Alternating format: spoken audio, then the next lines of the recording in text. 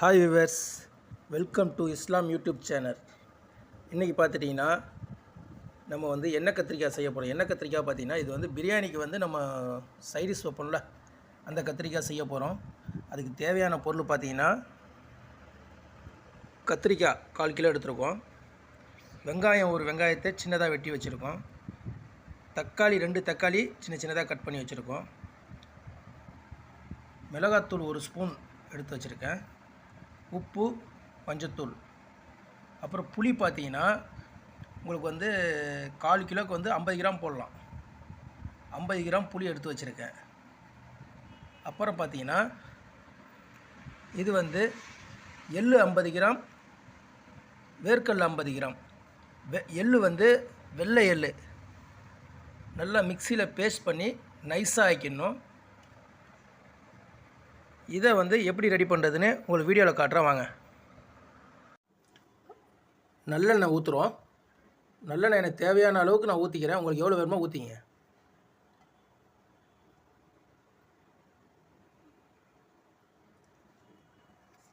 எண்ணெய் சூடாகிடுச்சு.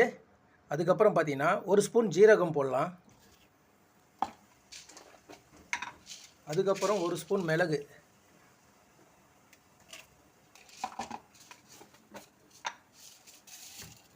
ஒரு ஸ்பூன் வெந்தயம்,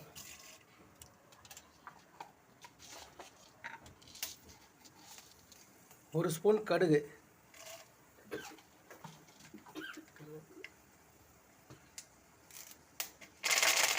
கொஞ்சமாக கருவேப்பிலை போட்டுக்கலாம்.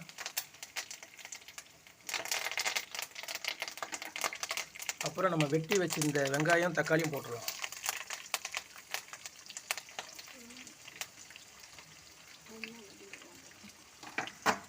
அதுக்கப்புறம் நம்ம வெட்டி வச்சுருந்த தக்காளி போட்டுடலாம். வெங்காயம் வதங்கிருச்சு. கொஞ்சம் வதங்கினா போதும், கத்திரிக்காய்க்கு ரொம்ப வதங்க வேணாம்.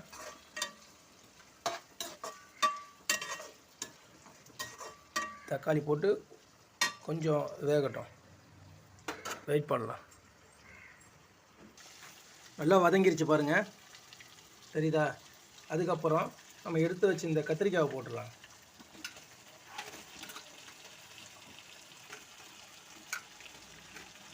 கத்திரிக்காய் நல்லா வதங்கணும்.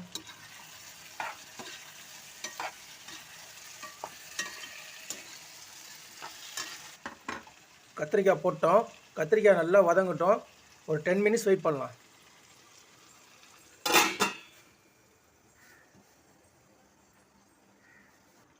இப்போ வெந்துருச்சான்னு பார்க்கலாம்.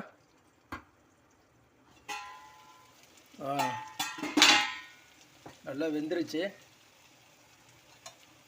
பாருங்கள், உங்களுக்கு தெரியும். நல்லா வெந்துருச்சு. நல்ல எண்ணெயில் நல்லா வதங்கியிருக்கு. அதுக்கப்புறம் பார்த்தீங்கன்னா நம்ம எடுத்து வச்சுருந்த உப்பு, மஞ்சத்தூள், மிளகாத்தூள் 3த்தையும் ஆட் பண்ணிக்கலாம். ஃபஸ்ட்டு ஆட் பண்ணியிருந்தேன்னா கீழே வந்து ட்ரை ஆகிடும். அதனால தான் உங்களுக்கு வந்து இப்போ ஆட் பண்ணுறேன்.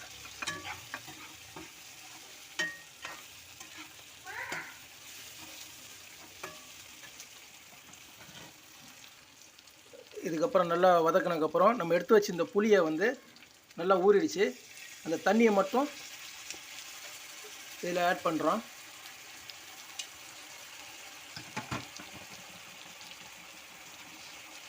ஆட் பண்ணிவிட்டு ஒரு பெரட்டி விட்டுடலாம்.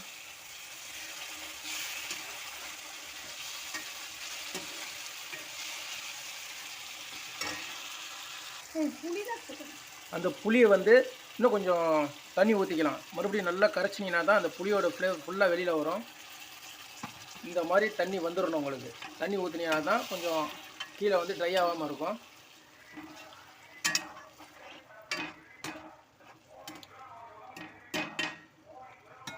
கொதி வந்துருக்கு.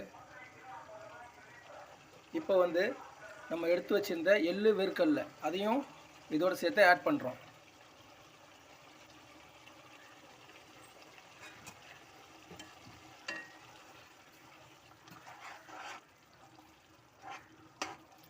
ஏன்னா புளிப்பு எவ்வளோ கொடுக்குறோமோ அப்போ தான் வந்து அந்த புளிப்பு வந்து ஃப்ளேவர் நல்லாயிருக்கும். அந்த பிரியாணியோடு சேர்த்து சாப்பிடும்போது புளிப்பு இருந்தனா கொஞ்சம் நல்லாயிருக்கும்.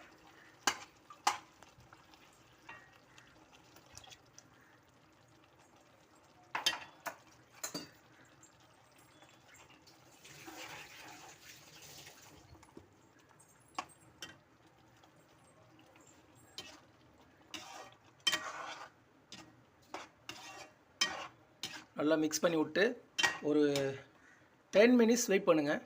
அதுக்கப்புறம் ஓப்பன் பண்ணி பார்க்கலாம். அடுப்பை நம்ம ஸ்டீம் பண்ணி வச்சிடலாம். இப்போ எப்படி வந்திருக்குன்னு பார்ப்போம். ஓப்பன் பண்ணி பார்க்கலாம். எவ்வளோ அருமையாக வந்திருக்கு பாருங்கள். நீங்கள் கண்டிப்பாக வீட்டில் ட்ரை பண்ணுங்கள். பிரியாணியோடு சேர்த்து சாப்பிட்டீங்கன்னா வேறு லெவலில் இருக்கும். இது வந்து நம்ம வந்து பிரியாணியோடு வச்சு சாப்பிட்லாம், நல்லாயிருக்கும். நம்ம சேனல் பிடிச்சிருந்தனா லைக் பண்ணி, ஷேர் பண்ணி, கமெண்ட் பண்ணுங்கள்.